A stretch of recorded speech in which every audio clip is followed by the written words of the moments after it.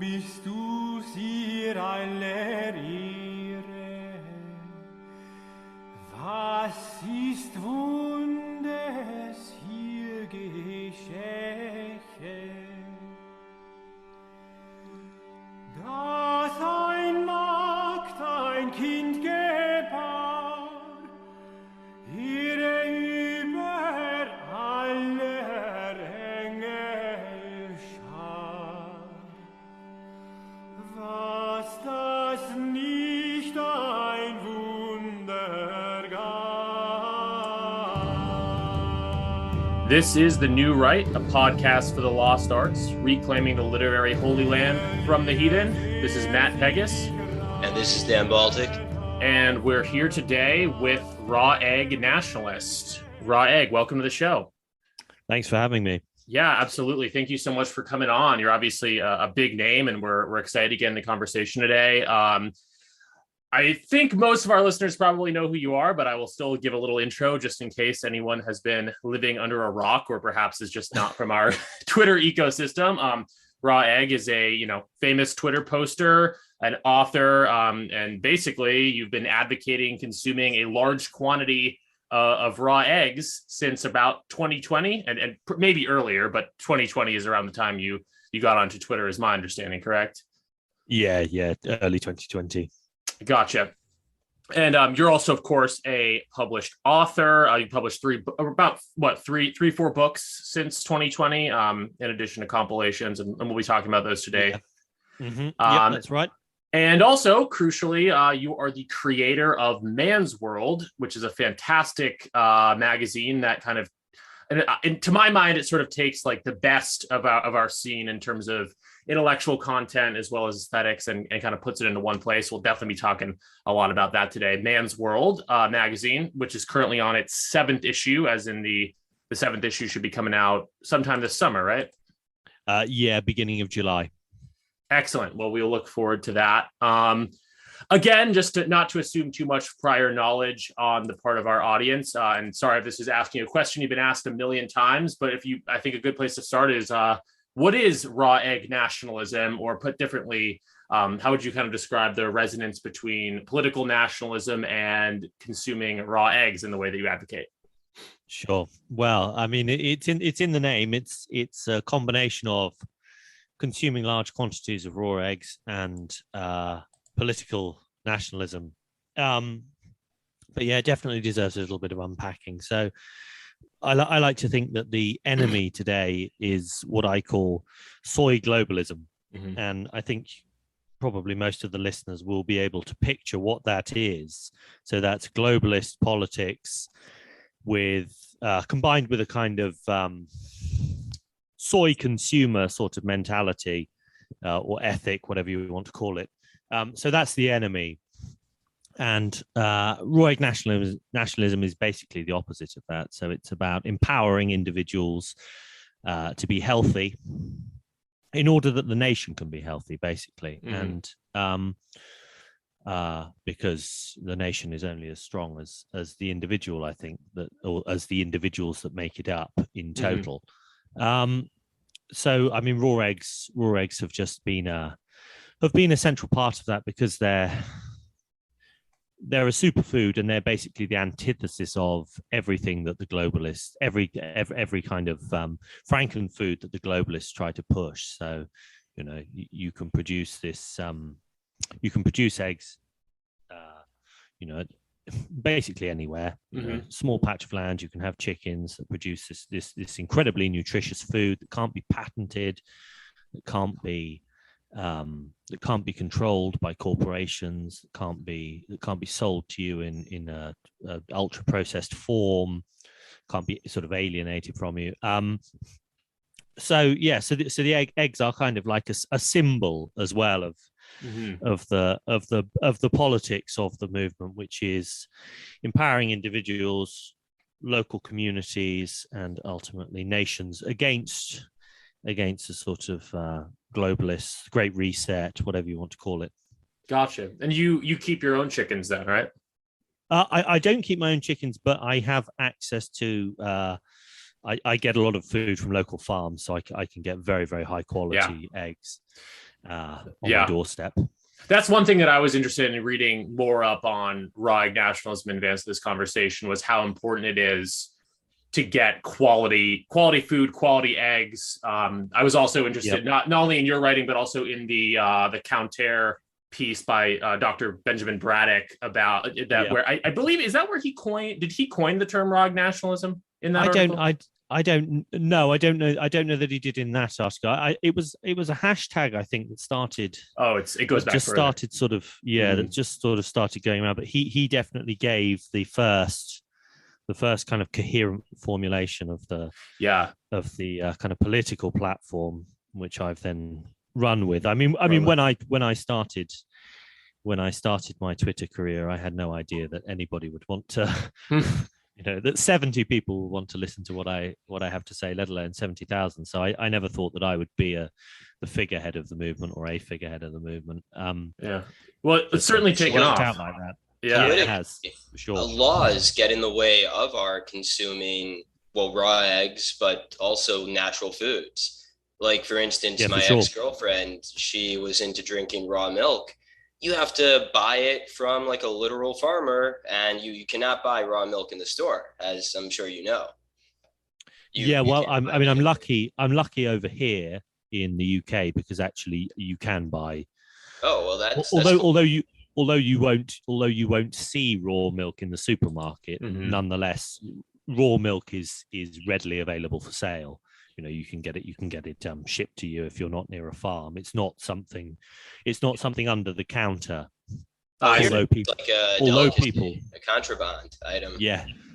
Although people in this country, like in the States, probably associate raw milk with illness and diarrhea and possibly death. It's not subject to the same kind of laws that it's subject to in most of the United States. Well, that's good. Yeah, I suppose again it just comes down to getting that quality of ingredient, because it's like reading up on raw egg nationalism. It's like there's a lot of lies and untruth out there about something like consuming raw eggs, but then it's like, for sure, also some of the origin of some of those untruths has to do with the low quality of the type of eggs your average person is likely to have access to. So it seems to me a critical piece of the puzzle. Yes, yeah. I mean, that's the truth with a lot of these foods, like including raw milk, for instance. Pasteurization only became necessary when, as a result of basically the Industrial Revolution, of people moving to cities and taking livestock with them to cities, keeping livestock in absolutely squalid conditions. And then, lo and behold, the milk that is produced by these wretched animals is riddled with bacteria and starts making people ill. But if you keep cows or any other livestock in the conditions that they are supposed to be kept in, feed them the foods that they're supposed to be fed, then there's absolutely no reason whatsoever to be afraid of the milk that they produce, or any other products that they produce, for that matter.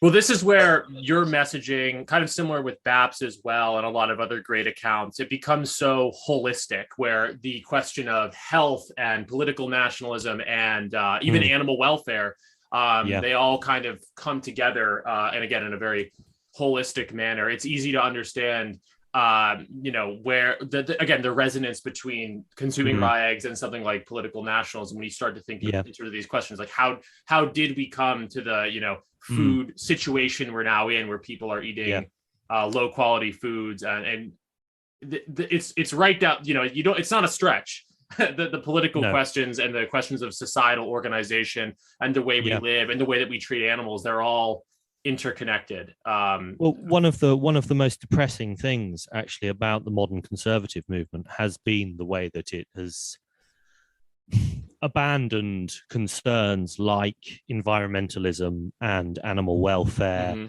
and nutrition to, for a long time it was just hippies on the left, right? If you want, the only person who would be drinking milk, raw milk, would be a hippie.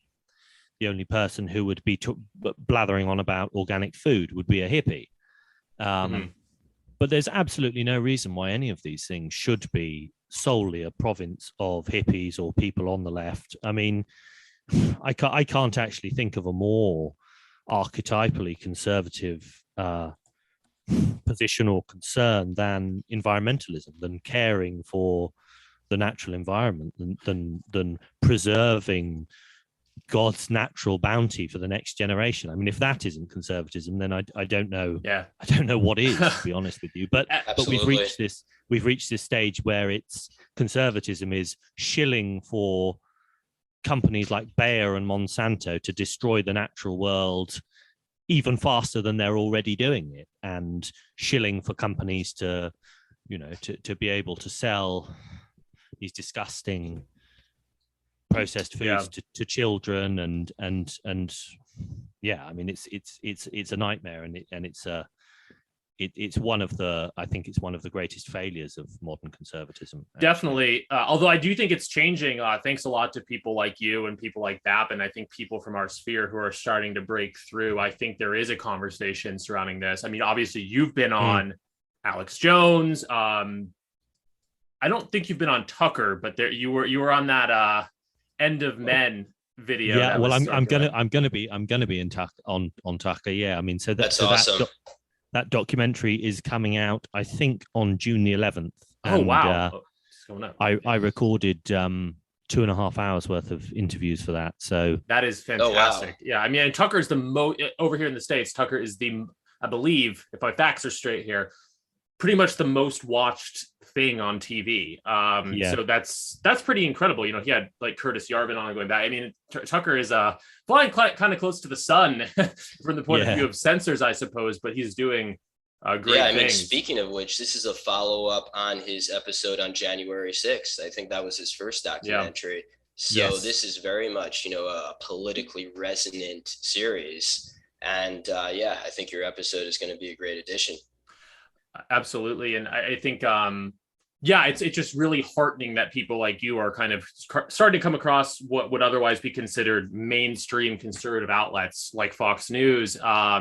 Because I think, as you said, it's a great tragedy that conservatism has moved so far away from questions of preserving the natural world and as well as health. But I do think the conversation is changing. I think it's an important part of how we win. And we'll get into this with Man's World as well, kind of cultivating this image of vitality and health and sexiness, even, not to be weird about it, but like that people like you and BAP really cultivate. And Man's World is a really good encapsulation of, I mean, this is how, you know, it's tempting that you look at like the 60s and you talk about hippies and whatnot. I think a part of how they won was kind of tying themselves to this image of a healthier way. And I think it's time for the right to do the same. I think it's already happening. Absolutely. Yeah. Yeah, it's definitely, I think things are changing, and they're actually changing fast. And you can see the influence that we're starting to have on the mainstream now. You'll see Tucker, for instance, talking about the Russian Revolution and how he's just recently read a memoir, you know, by a Russian general about the way that the Bolsheviks behaved, you know, releasing convicts from prisons and stuff to fight for them and all that kind of stuff. And then you realize that actually what he's done is he's obviously read Always with Honor, which was published by Mystery Grove. Mystery Grove Books, you know, one of our top guys, top little publishing houses. And you know, I mean, that's a big thing. That's a big thing. And you get Tucker as well at the National Conservative Conference, I think in 2019, started talking about the Bronze Age collapse, which I don't know. I mean, is that a dog whistle? I don't know. But I think so. I mean, Tucker's getting his notes from Frog Twitter. Right. The question, his notes from the Anons. The question isn't whether Tucker is queued into Frog Twitter. It's which Anon account is Tucker. I would say at this point. But no, it's amazing stuff. But to focus on the raw eggs just a little bit longer, do you want to just describe sort of what's the slonk? You know, how many raw eggs do you eat a day? Just kind of the more the details of that. You know, you've laid it out elsewhere, but if you want to do it, Yeah, for our no, of listeners, course. Yeah, well, I mean, if you're, how do I do it? Well, I vary my slonking routine. So sometimes if I'm slightly less concerned about calories, then I do what I call the OG slonk, which is the original Gironda. So this is how Vince Gironda, who is basically the figurehead of raw egg nationalism. He was a 50s and 60s bodybuilder, very, very unconventional, trained Arnold Schwarzenegger, Frank Zane, all of these great bodybuilders, and had some very unorthodox ideas, but was incredibly influential. So he took raw eggs. You would say have six in a glass, and then you'd mix that with half and half, which is half raw milk, full fat, and half heavy cream. And then you might add a banana if you want a banana, or some honey or maple syrup or something. So it's basically custard. Mm-hmm. I mean, it's delicious. It's delicious. There's nothing icky about taking raw eggs like that. It's actually delicious. But then sometimes if I am a little bit more concerned about my calorie intake, then I just take the raw eggs as they come, Rocky style, which is slightly less appetizing, I must say. But you get used to it. You get used to it. The white is the least appetizing part, as you'd expect. Mm-hmm. But once you've done it a few times, it's no problem. I mean, the thing about the raw eggs is most people think it's just about the protein. That's that would be the kind of popular, I think, the popular sort of, well, it is a misconception. I mean, it is about the protein.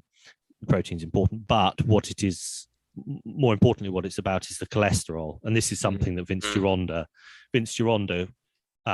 really sort of twigged in the 60s, because he read all sorts of scientific papers, and interestingly enough, he knew about the way the burns victims used to be treated. So interestingly enough, burns victims, if you suffer burns, then you'll also suffer muscle wastage.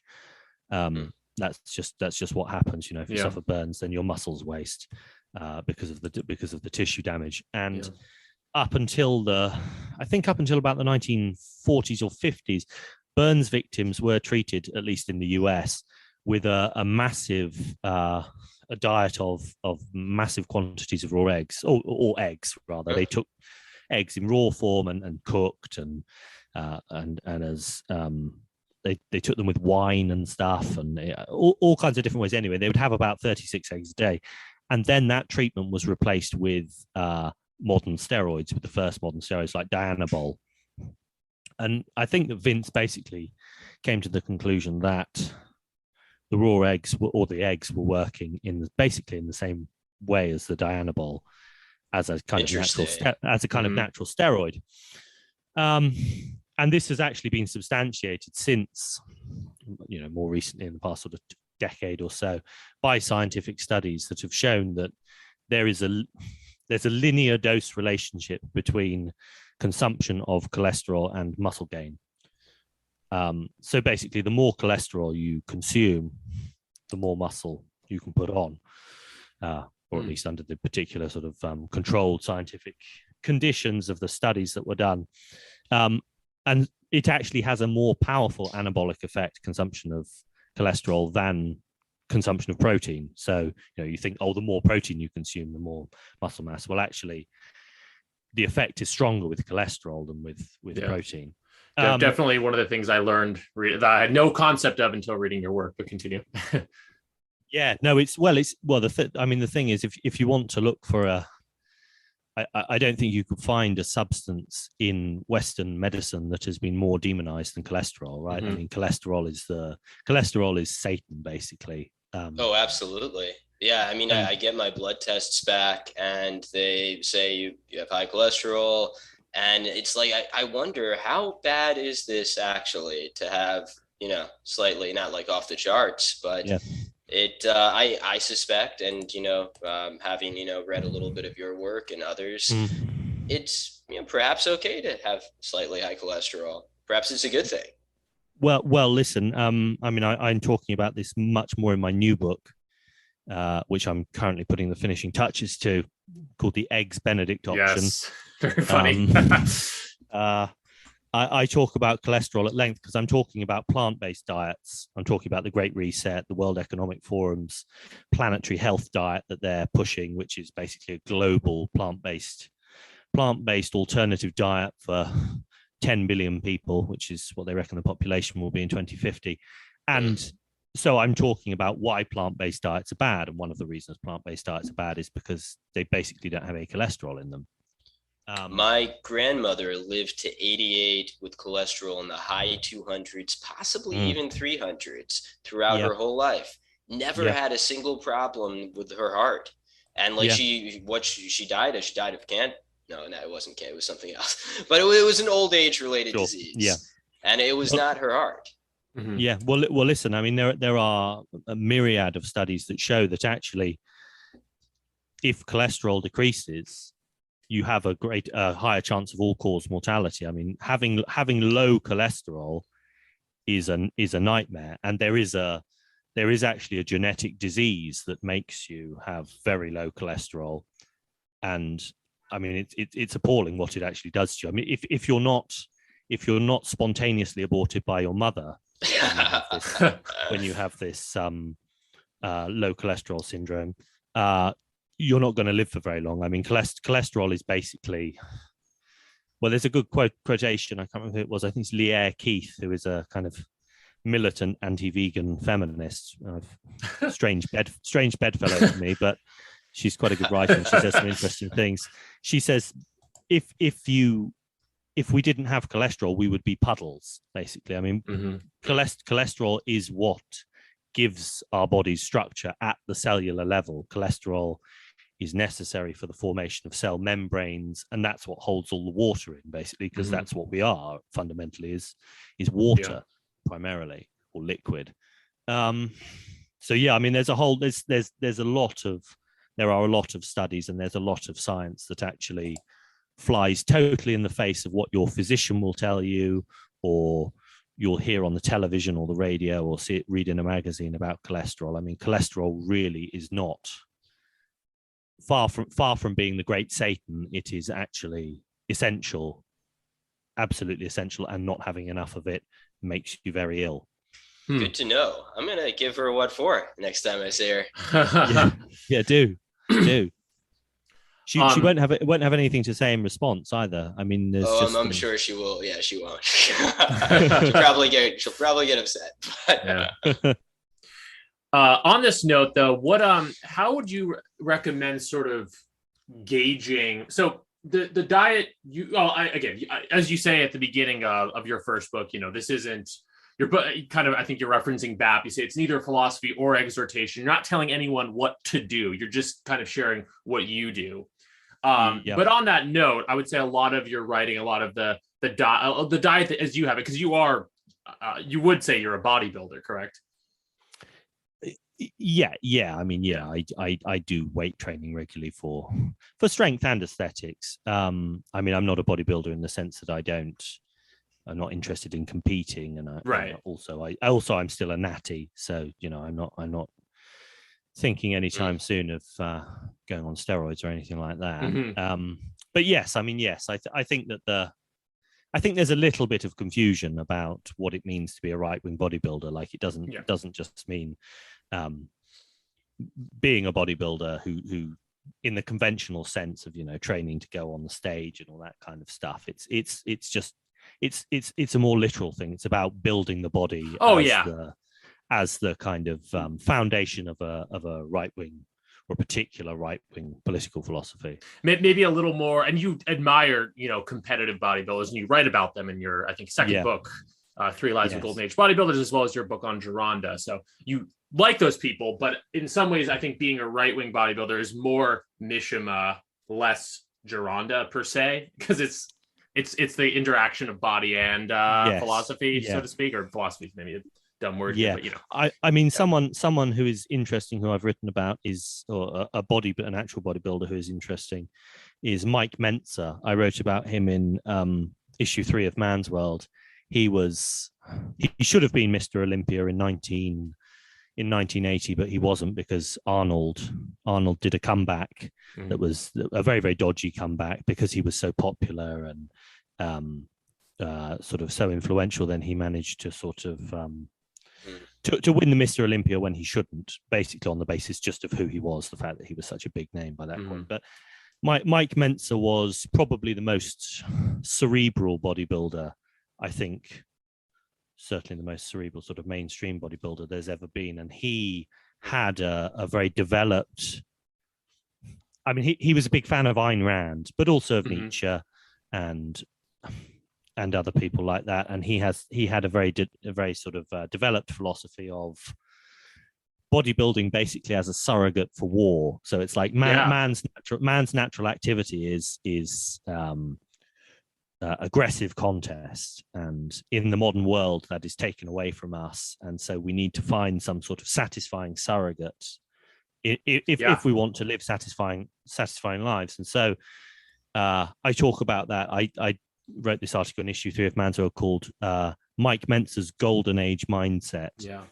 So like as a sort of riff on Bronze Age mindset, just talking about actually how similar a lot of the things he says in his books, because he wrote books about bodybuilding that were also about the philosophy of bodybuilding. He was really probably the first person to actually try to give bodybuilding, certainly in America, like a philosophical bent. No, it's fascinating. I mean, because I do it think is that's interesting. I don't know how. I'm sure BAP could point to certain passages or something. I don't know how much Nietzsche talked about, physical exercise, but what I've heard on Caribbean Rhythms and elsewhere is, that Nietzsche was in fact a pretty physically sturdy guy. But so I don't know how much Nietzsche himself wrote about it, but it seems that there is a natural crossover toward from Nietzsche, probably even from someone like Ayn Rand, certainly from BAP, certainly from Mishima, toward that kind of, very philosophically serious. Bodybuilding is a very philosophically serious undertaking, as a surrogate for war, as a as a process of self-mastery. I think that's an important way of putting it, self-mastery. And I think that's what Nietzsche in large part is about. Well, that's one of the things that Nietzsche is very definitely about: self-overcoming, self-mastery, as a process of gaining self-knowledge as well, among other things. Yes, I mean, you can definitely recruit that into a sort of bodybuilding based philosophy, I think, for sure. Yeah, I mean, you can probably see over Zoom right now that I'm not exactly Vince Gironda myself, but I do work out, and over the past year, I've gotten much more serious about it. And I've said this on some of our past episodes. When I was able to start getting a better workout and lifting schedules, when I started thinking about it, not in terms of like, oh, I gotta do this as part of some lifestyle thing to be healthy, blah blah blah, more like almost tie into a certain level of esotericism or like meditation, and just like a process of basically a process of self-mastery and a way of sort of exercising psychological demons, or however you want to put it, basically just taking it that deeper level of serious as a necessary and vital process to my well-being in a deeper sense than just physical health, but also it's spiritual, in short. To steal a phrase from Matt's essay, Renaissance of the Ritual, bodybuilding itself is a kind of ritual, and it's something you do every day or every other day. I'm more of an every other day kind of guy these days, but it's peaceful, it centers you, and it provides you with a sort of discipline that carries over into other aspects of your life. And the spiritual component is, I'm sure you would agree, quite almost as important as the mental component or as the physical component. Yeah. Well, I mean, I think you can quite safely say as well that it makes you, when you actually take care of your body, it makes you not only feel differently, but think differently as well. And that I think is one of the main points, I think, or the main kind of thrusts of the RWBB program, is that actually, if you, modern day leftism is the product of a particular lifestyle, a particular way of living, a particular you know, Yeah. and you only have to look, Absolutely. you only have to look at modern day leftists to see that, you know, like bring up the pictures from the 2020 mostly peaceful protests, you know, those incredible mug shots from Portland, Oregon. I mean, we are talking about a particular way of living that produces like people who look a particular way. Absolutely. And as a result, they think a particular way. Like it's not a coincidence that these people are kind of like horribly ugly, but overweight, you know, malnourished, unhealthy. Yeah. When I was like 15 and getting into weightlifting for the first time, I was kind of surprised because after like, 2 or 3 hours in the gym is, my first few weeks or months doing it, and I'd walk out and I'd be like, damn, I feel like $1,000,000. I feel fucking great. And like it took a little while for it to sink in because I wasn't like reading about it or anything. But then I realized, oh, this actually does make you feel good. It makes you feel mentally healthy. Well, one of the things I think that a lot of people are deprived of these days is a sense of physical accomplishment. You know, like most people genuinely, or a lot of people genuinely, haven't ever done anything that's made them feel accomplished physically. You know, like and so actually getting in the gym, if you can get yourself into the gym and start lifting weights, you know, it changes the way you feel about yourself. It opens up new horizons. You know, it really does. You know, suddenly you're like, actually, I can take control of my circumstances, and I can mold myself in a particular direction and make myself something that previously I wasn't.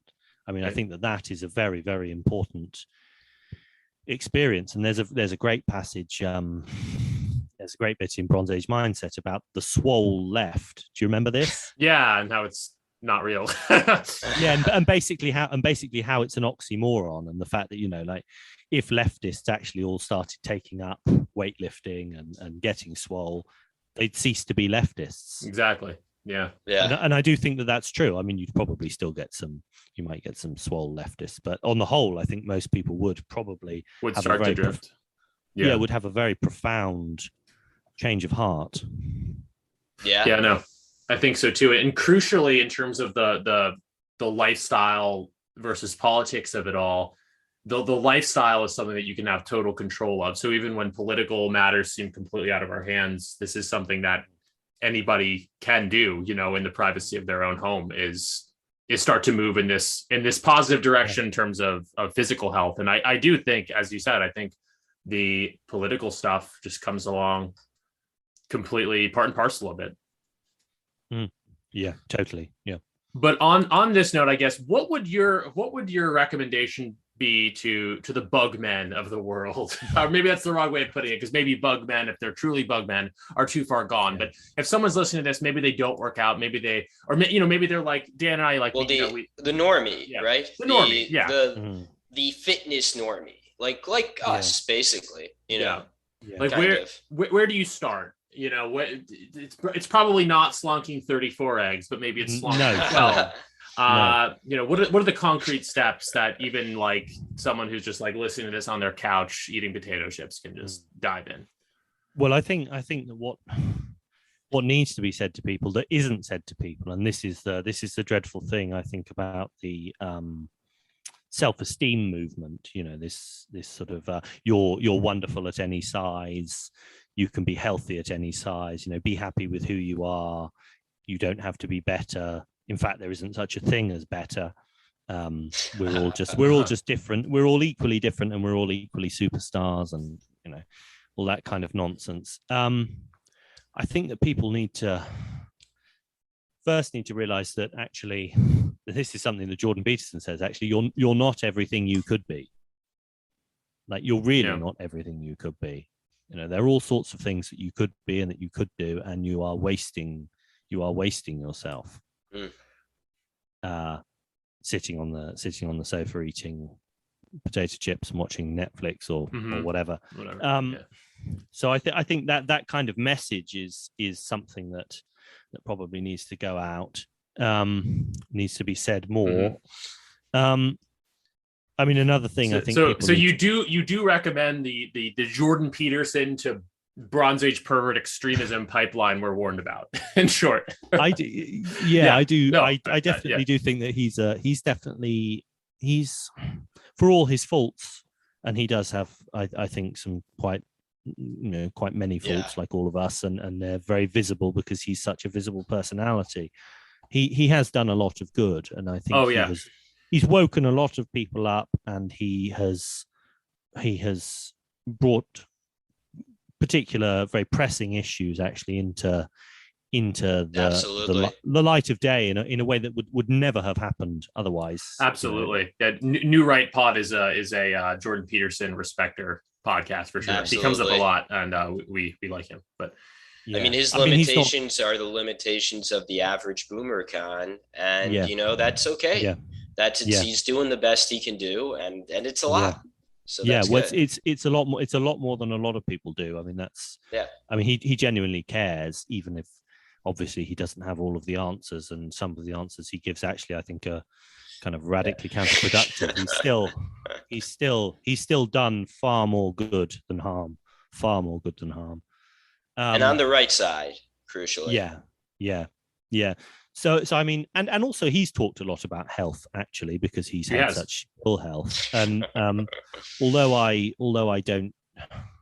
not sold on carnivorism as a general prescription, I think that he has actually talked, a lot about health and about how his diet and lifestyle has affected his mental health and physical well-being. Right. Even if the beef carnivore thing isn't the right answer, he's at least thinking about the problems in the right way and realizes that there is an issue with the food supply and that a radical change to eating is necessary. So I mean, so to go back to this hypothetical person on the couch, I think what you try to do firstly is impress on them that actually you can radically change your health. Your health really, what you put in your mouth and how you live on a day-to-day basis will radically affect how you think and feel. And so just starting off by making small changes, and that is I think how everyone should start out, is making small changes. That's the way to go. If you can start inculcating some good habits, if all of your habits are bad habits, if basically everything that you want to do is bad for you, then if you can start to whittle away at those things, it will add up over time. And this I think is another thing that people don't realize is the way that progress works. The cumulative sort of snowball effect of progress. You start with something small, and then something a bit bigger, and then something a bit bigger than that, and eventually, a year later, or 18 months later, or 2 years later, you're unrecognizable as a person. Whether it's literally bodybuilding or even metaphorically, right? I mean, look, even if to start off with, what you're trying to do is, if you're obese, trying to be a reasonably healthy weight, I mean, that's a massive achievement. If you can shed huge amounts of weight and stop eating junk food all the time, and just start to get active, even if the only thing you're doing is walking around the block, or just walking a bit more, or walking up and down the stairs, or whatever, that is progress, and you should be happy with that, and you should be applauded for it too. I mean, I would applaud anybody who wants to change their life fundamentally, because every incentive now is the opposite, pointed in the direction of not doing that. So I think so much of it is about just breaking out of inertia. Even with something like food supply, it's like we're kind of conditioned to think, we just have to eat this because it's kind of what's in front of us. And you start to realize like you don't need a massive amount of money or a massive amount of time to just change your eating habits in subtle yet profound ways. And as you said, it's a muscle that you exercise. You start to break out of that inertia a little bit, exercise a little bit more control, because so much in the world is trying to get you to eschew control and just go along with the soy globalist flow. And if you can exercise that muscle a little bit of breaking out in the ways you can, as you said, give it a year, and all of a sudden you're consuming raw eggs, raw milk, whatever else the case might be. We're all in different places along our journey. Maybe it starts with cutting out seed oils or whatever the case might be. But you start small and you exercise that muscle, I think. Yeah. And that is it's a piece of wisdom that we've always known, but we seem to have forgotten. It's like the biblical proverb: look after the small things or take care of the small things, and the big things will look after themselves. And that I think actually is something that Jordan Peterson has done, is draw people's attention back to wisdom, to ancient wisdom. I mean, so much of his work is concerned with the wisdom contained in the Bible, for instance. That is part of our incredibly rich cultural tradition, civilizational tradition, that we've just totally forgotten, because we've not been taught it, because people haven't taken care of it, because we've been arrogant enough to think that we can do without it, that we are, because of science or whatever, that we don't need to listen to people who were religious, who believed in a god or whatever it is. So that is another great thing I think that Jordan Peterson has done, and redounds to his credit. Definitely. We'll get on to Man's World more squarely in a moment. But Dan, you were going to ask something regarding. So I had one question, and obviously you seem to be from the United Kingdom, and I studied abroad in London for a while. I studied abroad at another university in the UK as well. And I noticed the first time I was there in 2007, I guess I was around 21, and I was just an American 21-year-old, and I was, in pretty good shape. I went to the gym more or less every day. I lifted. I was probably like 140 and could bench press. I mean, it doesn't sound like much by bodybuilder standards, but like 215 or something. Yeah. So I was in good shape. And among I was living with, I think pretty much 18-year-old Brits. And I was one of the most in shape men among 200 men. Yeah. And it was insane to me that I'm like, because I certainly had no, experience being the Olympian of the group. And it was very interesting. But then when I went back for more study in the UK in 2013, that had all changed. And the UK had become fully gym pilled, as it were, or fitness pilled. So I was wondering, is that your experience in the, trajectory of UK fitness? I do think that a lot of younger men now are, maybe because of Instagram and things like that, or maybe just because sort of knowledge about bodybuilding and weightlifting and the sort of the how-to or how-tos of these things is more commonly accessible now with things like YouTube. I would definitely say that fitness is mainstream in a way that it wasn't 10, 15 years ago. I mean, the thing about the UK is that we don't have the sort of the high school sports thing that you have in the US, where you have people being selected from a very young age as elite athletes, and then they're going to go on to college to wrestle or whatever. Yeah. And you have the school track stars and the school football stars who are the heroes. You don't have that so much over here. That makes sense.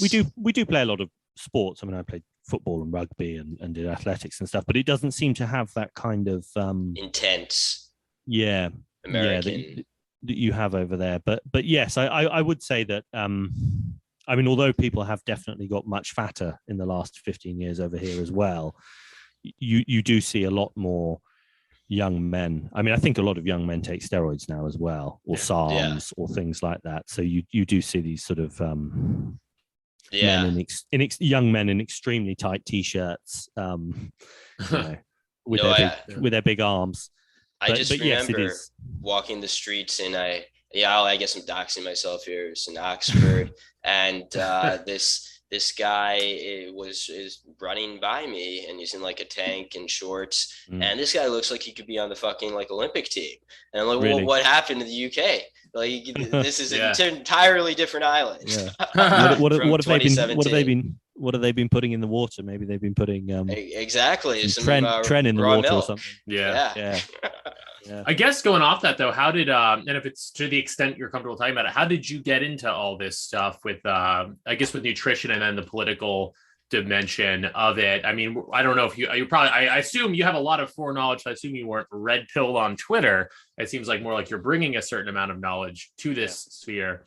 But yeah, again, to the extent you're comfortable talking about it, I know you seem to have a background in nutrition as a cook, as a chef. I know you've done a little bit, so I'm just curious, kind of what the trajectory was there. Well, I mean, I've always been a traditionalist, I would say. So I think that sort of foundation was always there.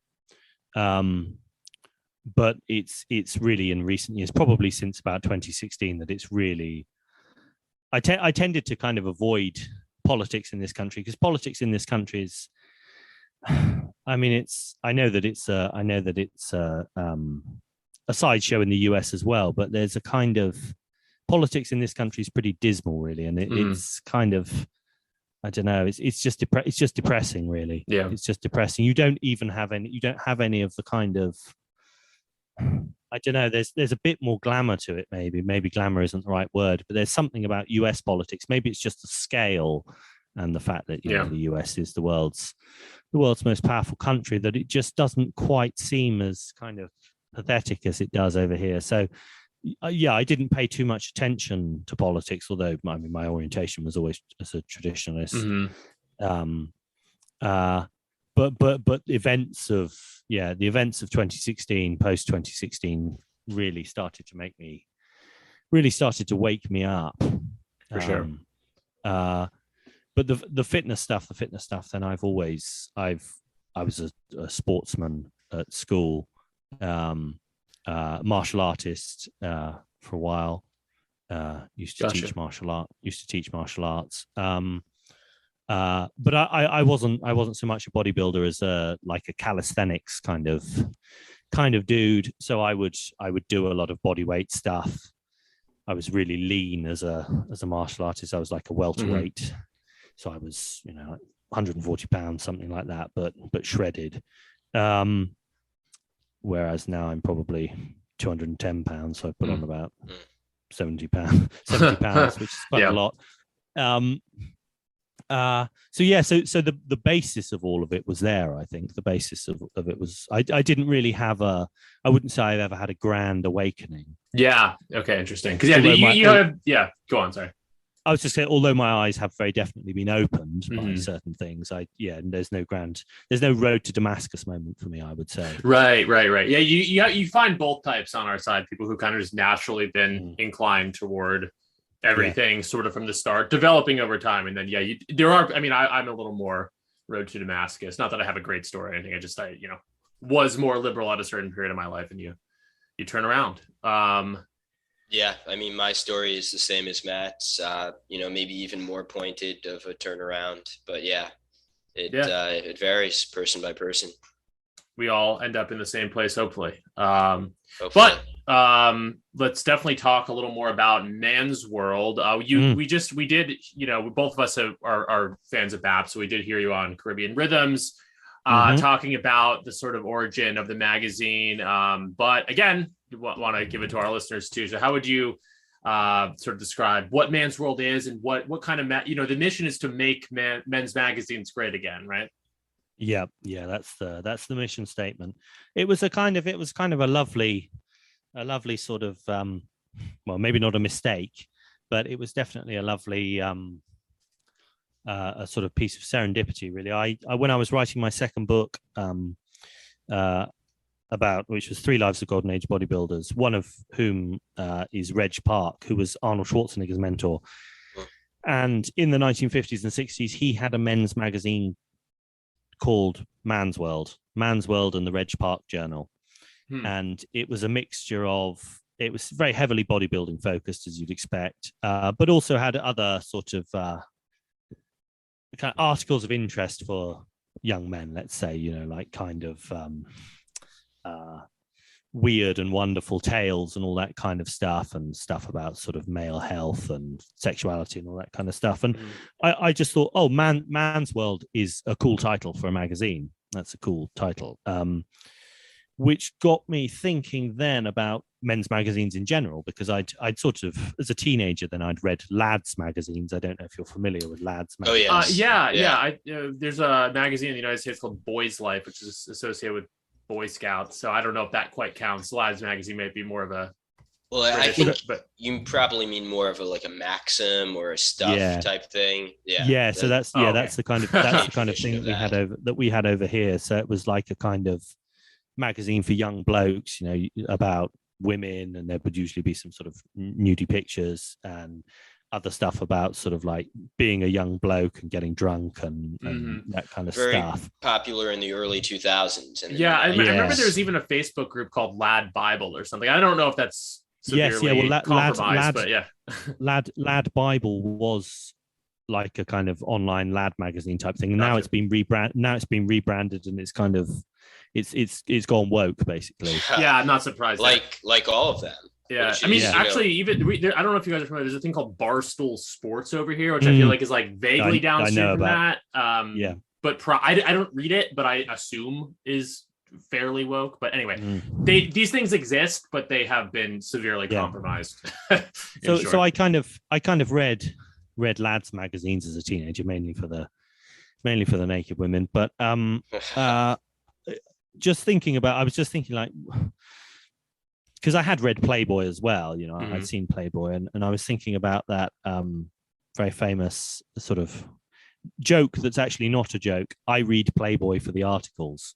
Yeah.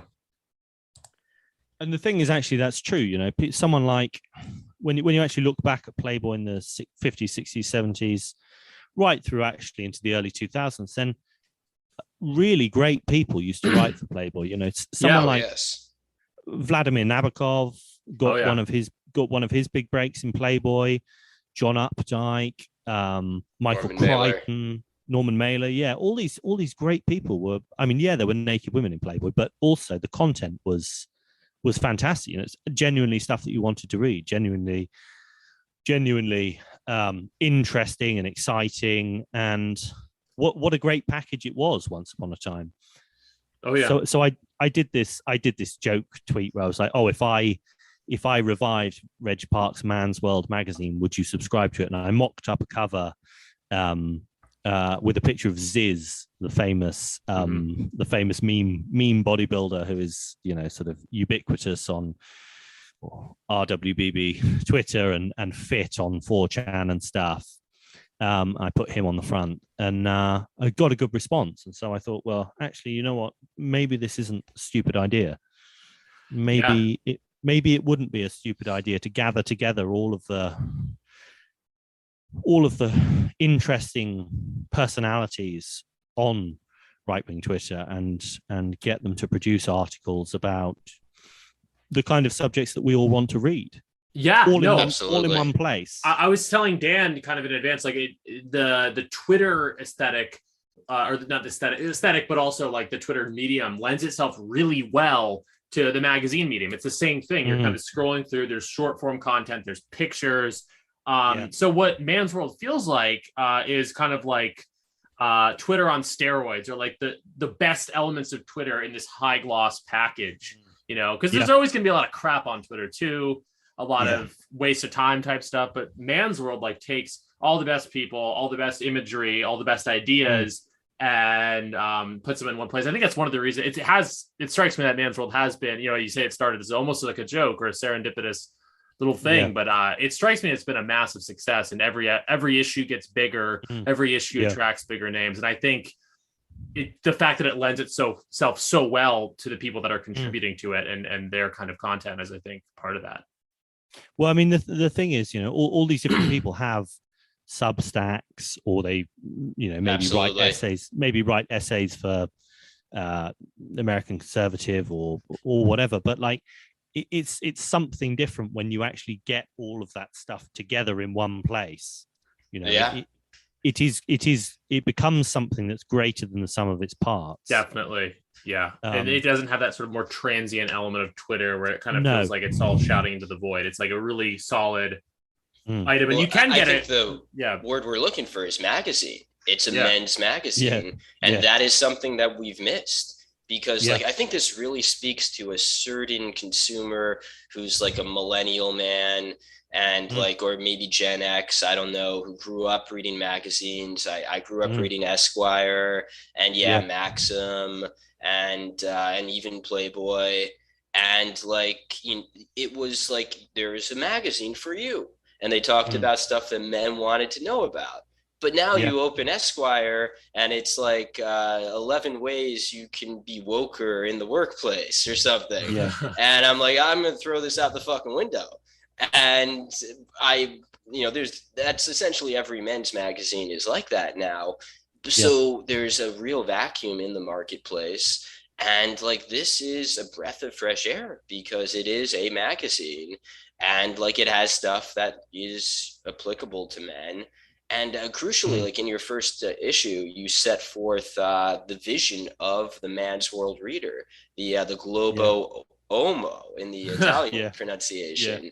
And I think that was a really neat trick, a really neat way to, kind of center the message of the magazine because Playboy and Esquire, they both had like a conception of this is an Esquire man, this is a Playboy man. Yeah. And we need to get back to that. We need to get back to like aspirational manhood. Yeah. Yeah. No, I think that's a very, very good way of putting it. And one of the things, that's one of the things about, so my main model is Playboy really. So I've got a lot of copies of Playboy now from various different issues, right? From various different eras rather, right back to the 1950s. So I pay a lot of attention to Playboy and to the way that Playboy was laid out and to the kinds of messaging and advertising that we used in Playboy. And I think that it's important. So I riff on the who is the Playboy man type adverts that were always in Playboy, and try to sort of update them playfully, for the massively online era. That's one thing that a magazine format allows you to do, to have advertisements. And I make a lot of fake advertisements as well as advertising for people who on our side who have great products like Greco gum, Mastic gum, Alaska chaga, who sell chaga mushrooms. I have adverts for books and all sorts of products, apparel, all that kind of stuff. But then there's also these fake advertisements as well, which actually, I have so much fun doing them. It's such a blast to come up with a fake brand that I can use to blast, like conservative coffee companies. Yeah, right. The kind of meme ones. Yeah, they're definitely funny. And but I did want to comment on the advertisements. I just pronounced it the British way. I'm a poser. We call them advertisements over here. But anyway, definitely, as with any great magazine, the advertisements are like a really big part of the appeal in man's world. And I think it's really heartening. And let me know if any of these are fake, but I think they are. I think these ones would all be real because they're not. I feel like the fake ones are the fake ads are the more funny ones, I suppose. Yeah. But it's very heartening to me that I'm sure these companies are owned by like fairly based individuals, but a lot of them just seem like fairly normal products. So there's an ad for cigars, I think, in the last one. And Mombacho cigars from Nicaragua. And raw honey. And there's that clothing brand, that Lagoria something or other. Legio Gloria. Legio Gloria, there you go. Nice. Very heartening to me. It kind of bodes well, I think, that, a fairly dissident right, or however you want to put it, magazine can actually attract people with companies and money to sell their wares. And they're obviously very aesthetic ads as well. And it makes the whole thing feel that much more real, you know what I mean? Because like there is an issue in our corner of Twitter. It's like it's such a small group, and like some of these ideas are unacceptable, and you kind of feel you don't want to feel ghettoized. But man's world is like the opposite of like a ghettoizing thing. I mean, obviously it's a pretty particular set of people who are reading and contributing, but nevertheless, perhaps more than anything, BAP's book is great for this. There's a lot of great aestheticians out there who are putting out good aesthetics, but Man's World, perhaps more than anything else I've seen, feels like this great product that you could like pretty much give to a normie. You have to be careful with that, but still you could, and they'd be like, this looks like something's going on here. There's all these people, there's people selling stuff. Again, there's people selling books. We really love the kind of full spread book covers in the magazine. It really gets the aesthetics all together in one place in a really interesting way. Well, I mean, I think of it as a proof of concept. The magazine, I mean, so yeah, it's a proof that, or it shows us this is what it would look like if we took control of the culture. If we were the ones dictating, if we were the tastemakers, if we were the ones on the newsagent shelves, if we were the ones whose billboards you saw walking through Times Square or wherever, I mean, that's a big dream, but it's just like, this is actually what it would look like if we were in control of the culture, and we can be, and we can package our ideas and make them attractive and vital and successful. Like, it's not, there's no reason why any of these provinces, there's no reason why art or television or any of these sort of broader areas have to be dominated by leftists. There's absolutely no reason. And the more that we can break that spell, because it is a spell that kind of is working on people's minds. And you see it. Oh, go on, Dan. Go on, Dan. This ties into our original mission statement with New Right, which was to create a product or a podcast or a platform that can outcompete the existing model. And I think you've done that wonderfully with Man's World. This is a magazine that is a real man's magazine that blows the existing men's magazines out of the water. And the more we build parallel institutions, the more we win. I think. Yeah, absolutely. It's a really good way of putting it. Yeah. I mean, look, I'm one person doing this. It's one person doing this magazine. It's impressive. Imagine what it would be like if you actually got some money behind you, because I'm not getting any money for it. The advertisements are free. I don't get paid for this, although it probably does generate book sales for me. Imagine what you could do if you just had a little bit of institutional backing and some more people. I mean, absolutely. There's no reason why we can't take over. Absolutely no reason at all. No, absolutely. It's as you said, a proof of concept. I think that's a really excellent way of putting it. We asked this for our own benefit, but also for anyone listening. How does one get an advertisement into to Man's World? Because we invest a little bit of money into our New Right logo. We would love to. Listen, you can have a double page spread if you'd like. Just let me know. I mean, send me a. This is for anybody. Send me a flick a tweet my way, or send me a direct message if I follow you. Or you can send an email to mansworldmagazine@protonmail.com and we can talk. But the advertisements are free. I just want to help my brothers on this side of Twitter. So, if you've got a product to sell or something to advertise, let me know. Well, we will definitely be reaching out on that, and anyone listening who similarly Thank you, Rob. does. Thank you. Yeah, no, we appreciate it. And we My pleasure. Our logo was done by Matt Lawrence, who does the covers for Delicious Tacos and all the Terror House books. So we invest a little money in our logo, and we think it would look right in place on a double page spread in Man's World. So we will be in touch about that. Fantastic. Sure will. But speaking of double page spreads, we definitely want to highlight. You did a great spread for our friend T.R. Hudson's book, Automaton. And a great excerpt from that novel. We interviewed TR a handful of episodes back. Big friend of the pod. Definitely big friend of the pod. Yeah, I think maybe related to TR is probably how we first came across your radar. Sure. I recall it was around that time. So definitely just wanted to shout out TR as always, but also to talk about the literary dimension of Man's World in general.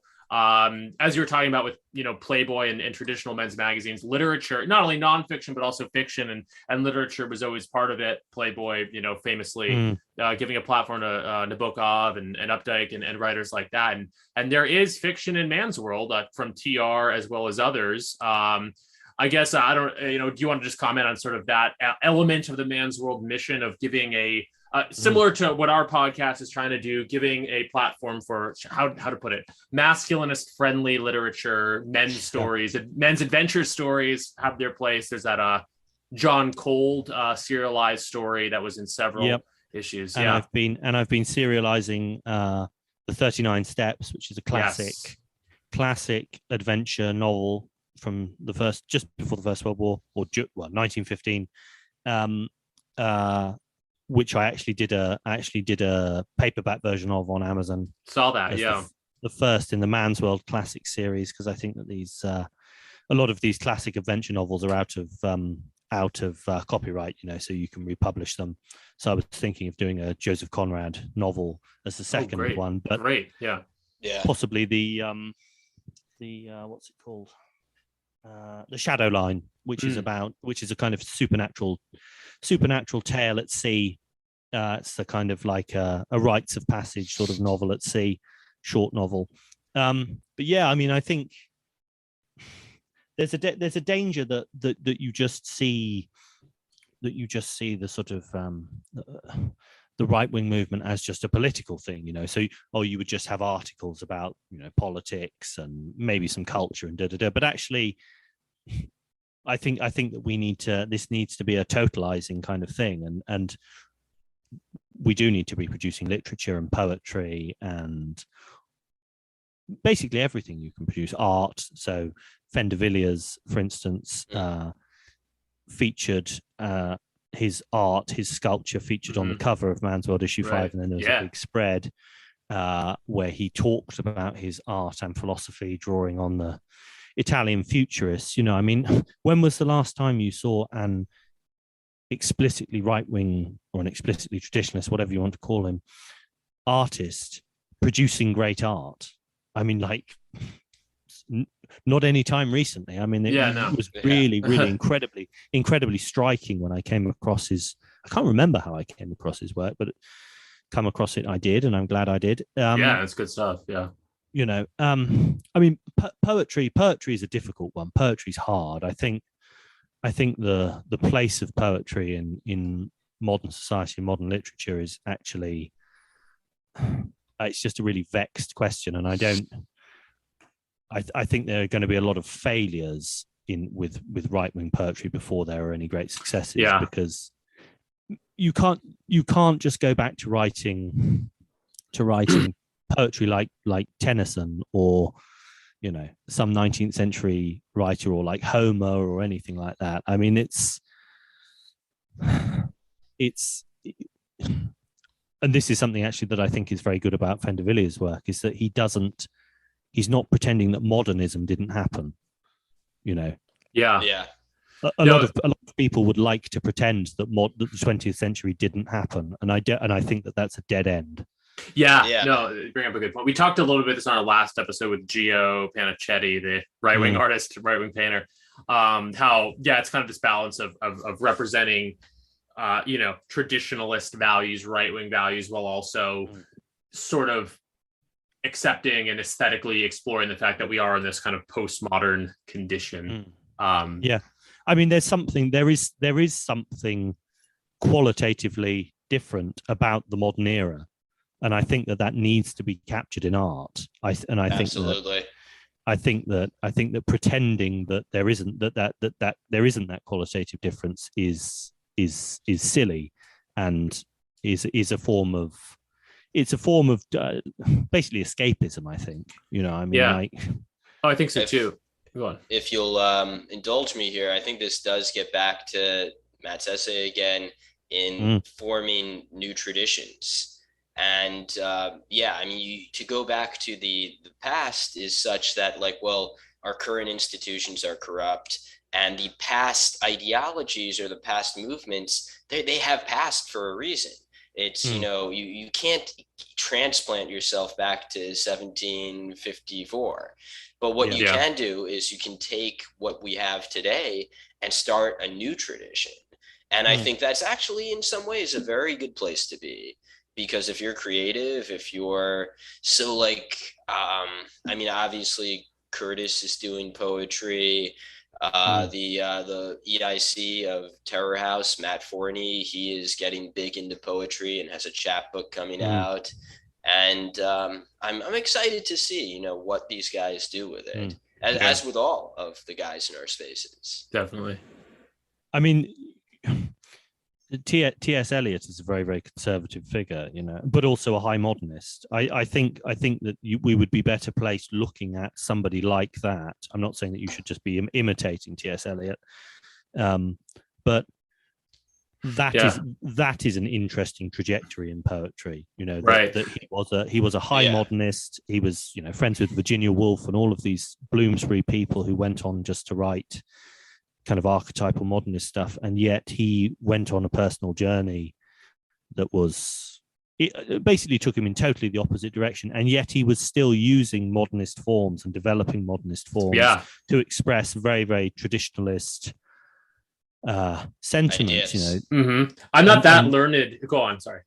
No, that was it. No, that was basically all I was going to say. I was just going to say, I'm not that learned in poetry, so I don't know if I'm kind of, I don't know if this gets to the heart of it, but my understanding is Yeats and Ezra Pound, very similar trajectory, writing within modernism, but, basically conservative or right-wing in orientation. Yeats in a sort of esoteric way, and then Ezra Pound literally fascistic. But modernist, kind of the poetry, the analogous thing to like the Italian neo-futurists or whatever. They're again not that learned on these topics. But what Fendvilliers is doing, which I think is interesting, is he's sort of trying to get back to the point, or he's looking back at the point when things went wrong. Because there obviously was a point at which things went wrong. There was all sorts of promise in the futurist movement, for instance, in the 20s and 30s, and then it went in one particular direction, which led, ultimately to postmodernism, which is a graveyard, really, which is the graveyard of culture. What would happen? What would happen if we identified the moment when actually there was a fork in the road and it could have gone a different way? What was that? What was that other direction it could have gone in? And can we go in that direction? I mean, that's rather alternative than just futures, I mean, rather than just thinking, oh, what, the 20th century was awful. I need to go back to writing sonnets and epic poetry. I mean, you can't do it. You have to work with what the thing we have. And the thing is, like, that should be obvious to you if you even just read something like epic poetry, for instance. I mean, although something like the Iliad is very, very arresting, it's also weird and boring. Yeah, and that's a good indication that actually we are in a very radical way cut off from that medium. Even if you like go and read Paradise Lost. I mean, Paradise Lost, okay, there's great, Paradise Lost is great. I mean, it's obviously a masterpiece, but it's also bloody boring. And like, that is that really what we need in 2022? And a poor attempt to rewrite Paradise Lost for the modern era or something like that. No, absolutely. There's something to be said without going full like progressive either aesthetically or politically, that you need to engage with things that speak to the moment in which you're in, and that may mean there's something lost. Paradise Lost, there's something lost that we don't have that same attention span, or that kind of poetry doesn't titillate us in the way that maybe it would have if we were contemporaries with Milton.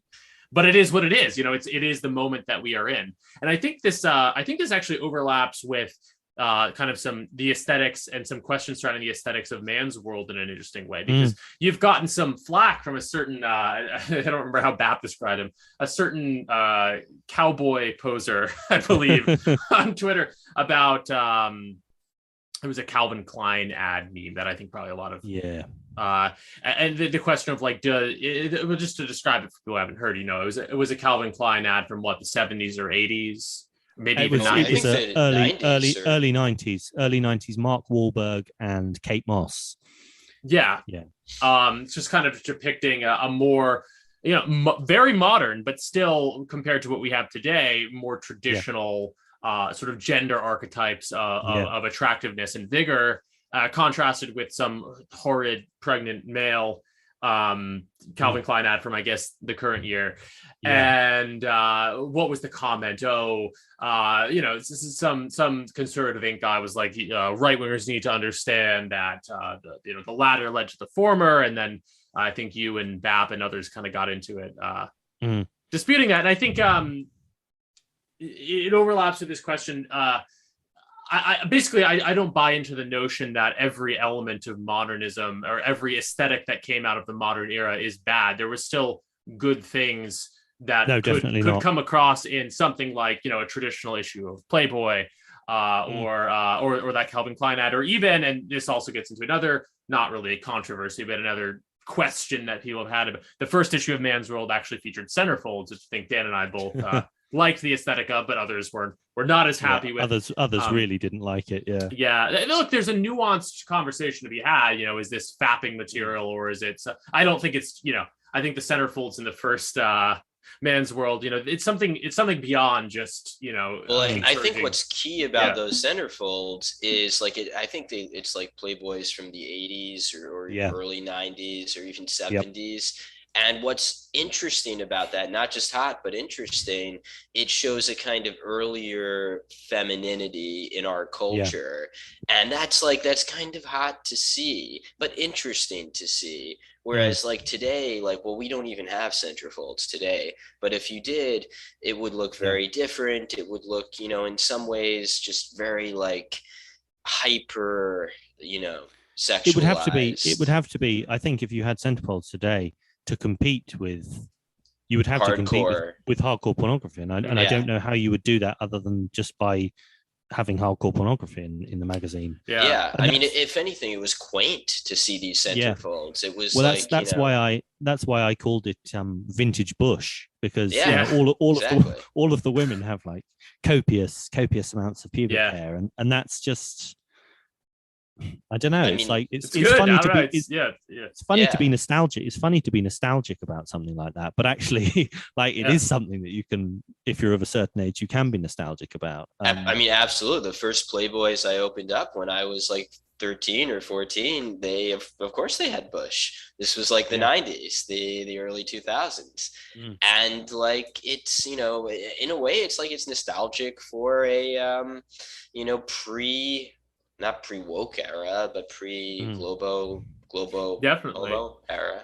And look, the issue of like, did that stuff lead to where we are now? I don't think it's like, to an extent, maybe like there, you could make an argument against any form of pornography from the very start. I wouldn't necessarily argue against that. There always has been issues. Hugh Hefner has always been, he's dead now, I believe, but he was always liberal. Like, there was always problems there. It's not that it's not that the argument that sexualization from the 70s, 80s, 90s led to us to where we are now. It's not that holds no water. It's just that there's more to it than that.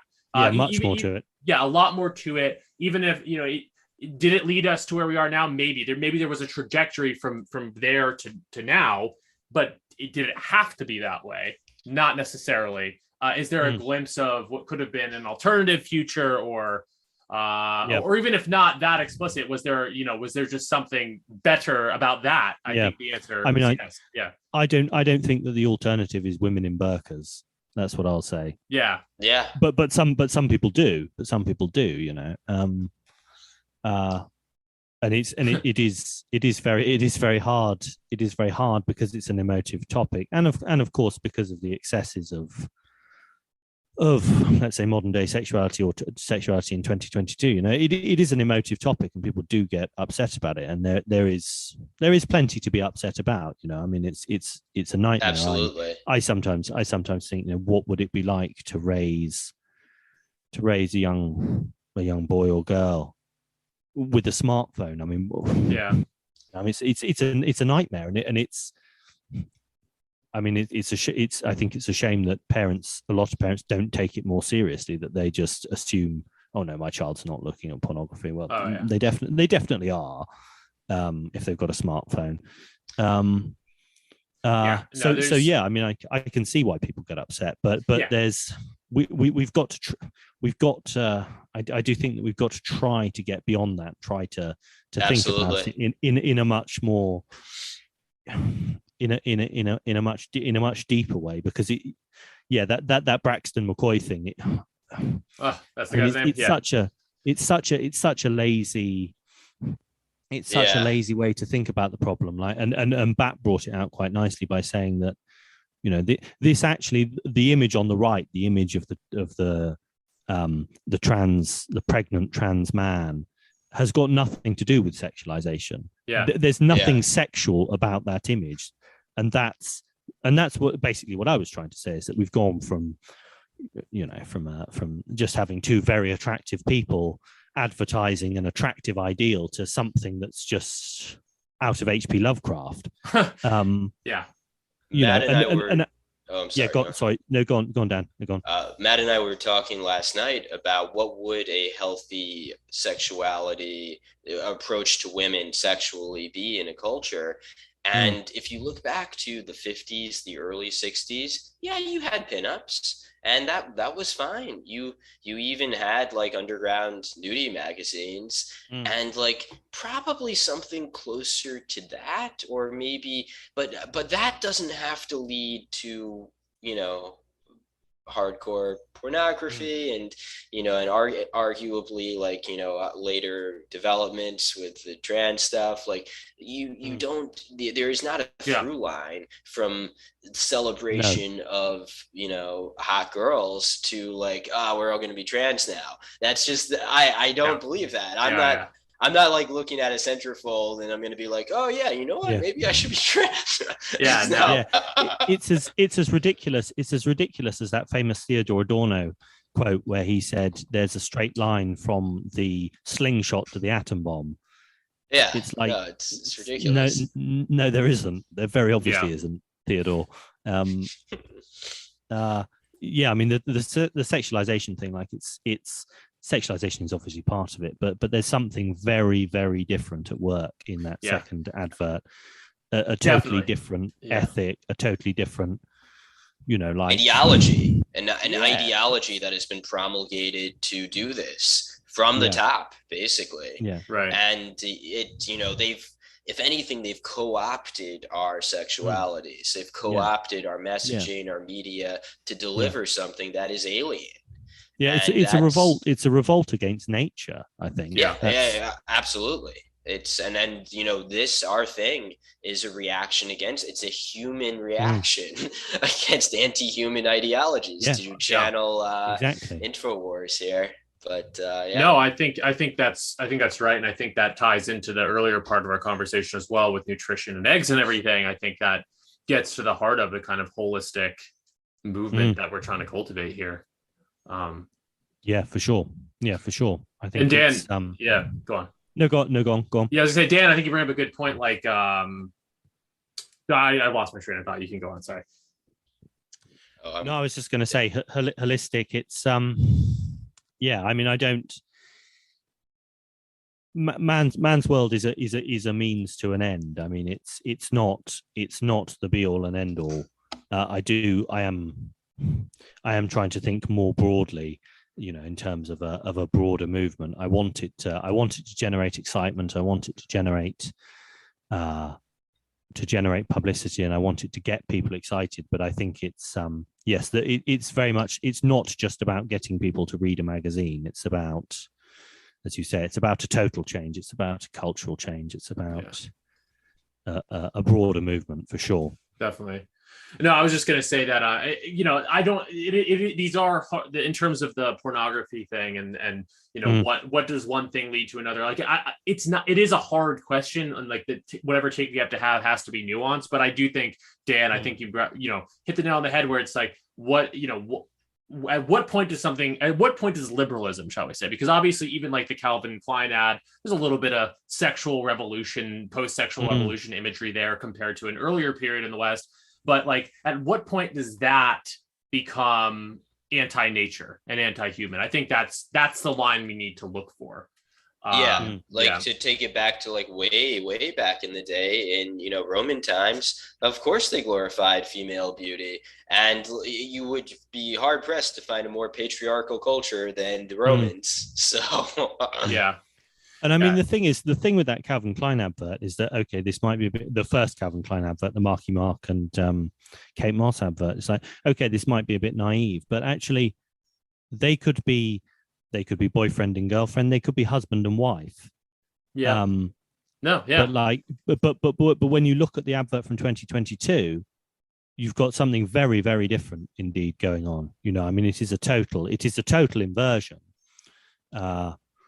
of what the natural order, whatever you want to call it. But it's you can see a deep continuity in the original Calvin Klein advert, the Marky Mark advert, that is just totally gone, that has totally disappeared in totally been inverted. In a period of 30 years. I mean, and that's and Calvin Klein adverts actually from more recently were still normal. I mean, this is massive acceleration taking place, and just to think that it's it's just this slow burning process that's been taking place since Woodstock or Elvis released his first single. It's really facile, I think. Yeah, no, it's even been the last 5 to 10 years, even beyond 30.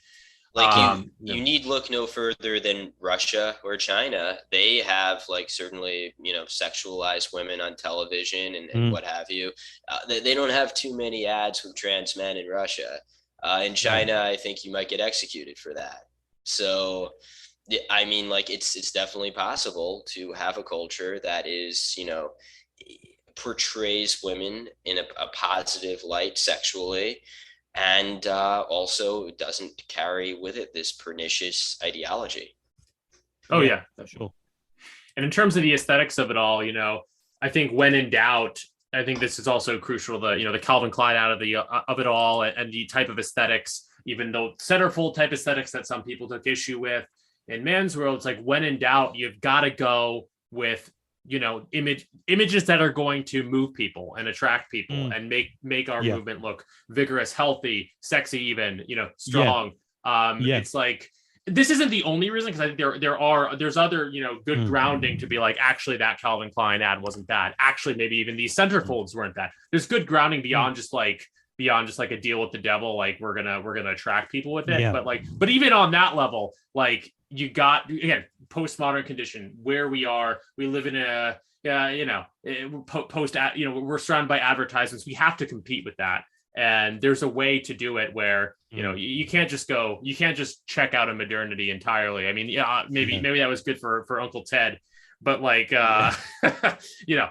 for most of us, making something like Man's World, it's, you have to cultivate the better aesthetics that are recognizable to us, that are recognized, if you're sort of more Gen X or whatever, that you might even remember from your childhood, and present an alternative vision that can be very swaying. I think that's what Man's World does really well. And I think that's what a lot of the more interesting accounts, Twitter accounts and users in our sphere are able to cultivate, that makes them more successful than others.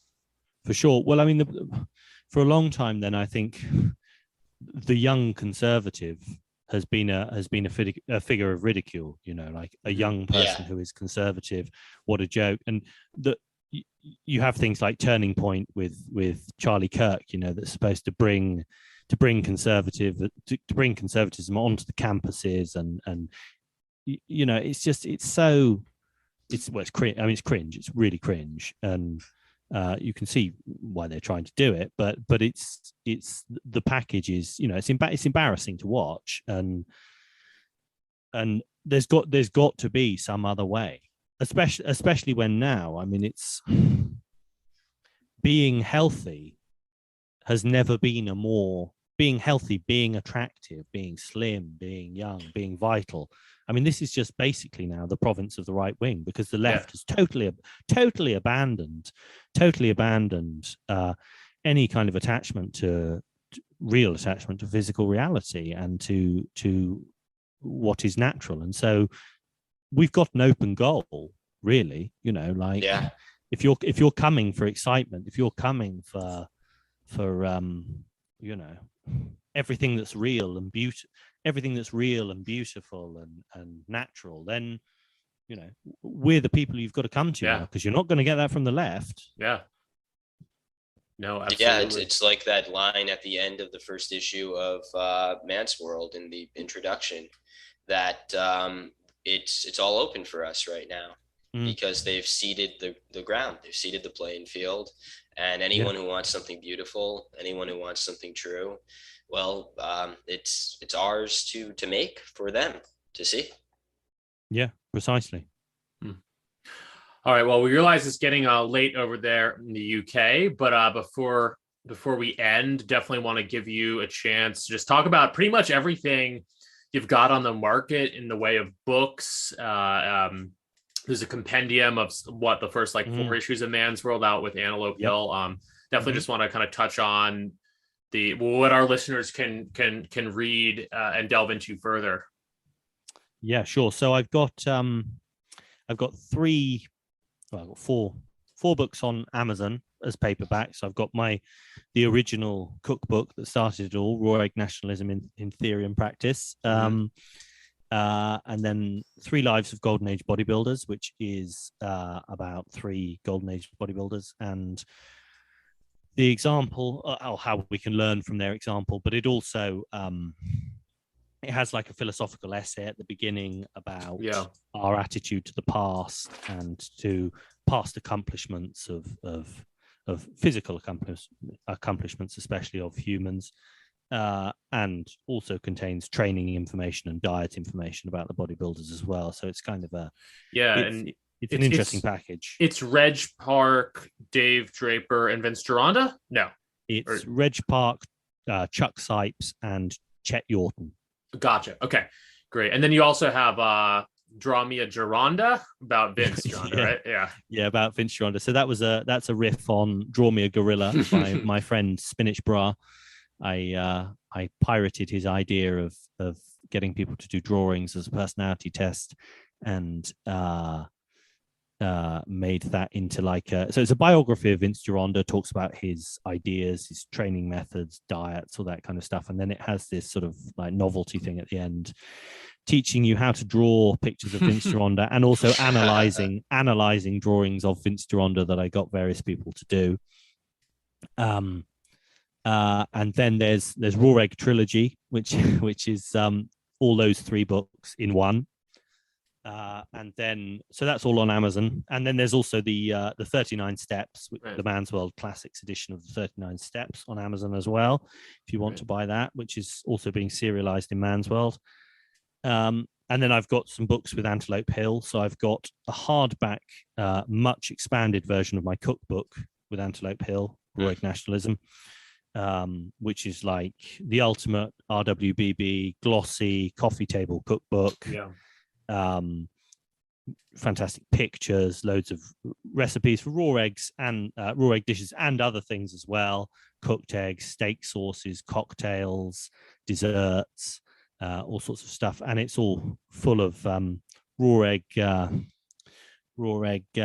law and political philosophy and all that kind of stuff. So that's if you want the glossy version, then get that from Antelope Hill. And then there's the Man's World Annual 2021, which is a selection of the best material from the first 4 issues of Man's World in a glossy annual format, so it was based on an early Playboy annual, that format. So it's like the best of the year. It's got all sorts of stuff. It's got exclusive content as well. Fantastic cover by Antelope Hill. It's hardback. It's really substantial. Weighs 2 pounds. It's got games, also all the kind of things that you would have found in a 1950s annual. If you've ever handled a 1950s or 60s annual, you'll find in there. It's a real kind of throwback to the glory days. I'm literally buying this right now as we're talking, Yeah, and fantastic. I cannot recommend it more because, it's just something you want on your coffee table. Definitely. Yeah, there's nothing like it. I think it's the fruition of the Man's World project in a way, and there will be another one this year as well from Antelope Hill, I will add. Awesome. I mean, one of the disappointments for me has been not being able to find a way to distribute the magazine in physical format. I mean, it's a really, and people ask me about this all the time, but there's a formidable series of problems involved when you're just one man with no real institutional backing or funding to do it.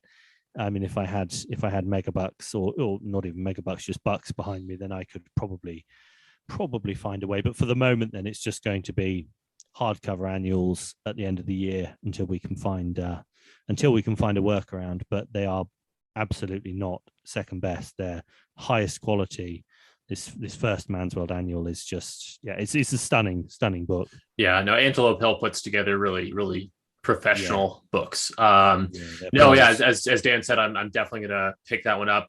To the extent you may not want to ruin any surprises, but you said Man's World 7 due out in July. Mm-hmm. What can you tell us about what's going to be in that? I saw on Instagram, I think, that there is going to be a Northman review, which is very cool. Survive the Jive. Yeah. Amanda Milius may appear, or is that elsewhere? Yep, she's being interviewed by Noor bin Laden. Great. Now a regular correspondent for the magazine. She's also writing the preface for my new book, which is nice. Great. Lots of go on. There's going to be loads of stuff. I think this one is going to be 400 pages. Wow. If I'm honest with you, this is a big one. There's a lot of fiction in this one, including a really, really fantastic story called Scrimshander, which is like, what's it like? It's a bit like William Faulkner meets Herman Melville. I won't spoil it for you. That out. Yeah, it's really good. This guy is one to watch for sure. He's great. And then there are articles on there's all sorts of stuff. There's so much of it I can't even actually remember, but it's going to be good. It's going to be good. We've got an old school powerlifter bodybuilder who's written some recollections of the glory days of the Iron Game. We're going to have all sorts of opinion pieces as well. As usual, the opinion section keeps getting bigger and bigger. I'm writing an article about gouging, which is the native Appalachian style of fighting. Interesting. Yeah. Bare knuckle fighting, where the object was to gouge your opponent's eyes out. Which is going to be pretty cool. But yeah, there's just going to be loads of stuff in there, man. Great. So much stuff. Look forward to that. And yeah, the Eggs Benedict option, that's also coming out this year. And first, for listeners, if anyone didn't pick us up, that is a play on Rod Dreher's Benedict option, right? Yep.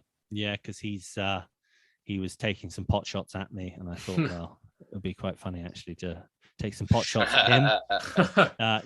That should be coming out. So I'm just finishing the book.